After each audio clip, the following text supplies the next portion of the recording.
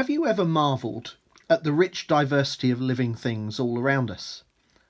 It's estimated there are presently about 9 million species on the earth, and they come in an incredible array of shapes and sizes and designs. But how did all this diversity originate? Where did it come from? According to the Bible, God created all living things in the course of a single week.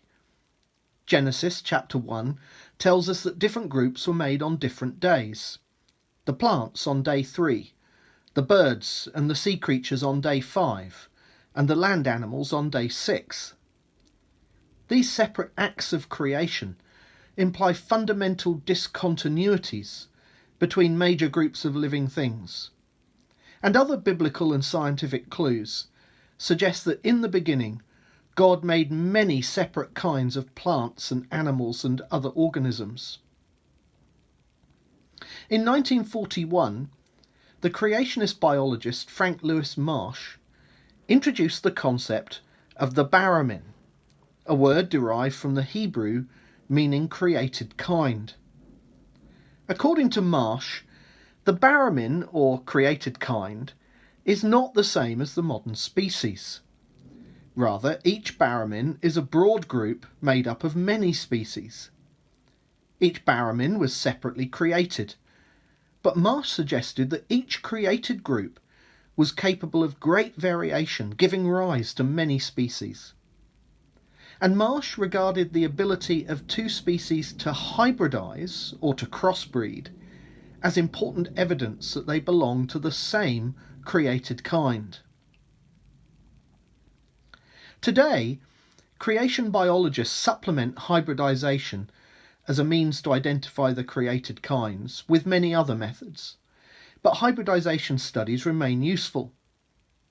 Consider, for example, the group of birds that we call the Anatidae, the group that includes the ducks, the geese, and the swans. This group of birds is very diverse, from the small mandarin duck, weighing only 400 to 500 grams, to the large mute swan, weighing up to 15 kilograms. In fact, within this group, there are 148 species, and interestingly, 126 of them are connected either directly or indirectly by hybridisation. For example, here's a cross between a tufted duck and a red-crested pochard. And this is what's known as a trooper swan, a cross between a trumpeter and a hooper. By contrast, there are no known hybrids or crosses between members of this group, the Anatidae, and birds belonging to other groups. So it seems that there's continuity between species within the Anatidae, but discontinuity surrounding the Anatidae and separating it from other bird groups.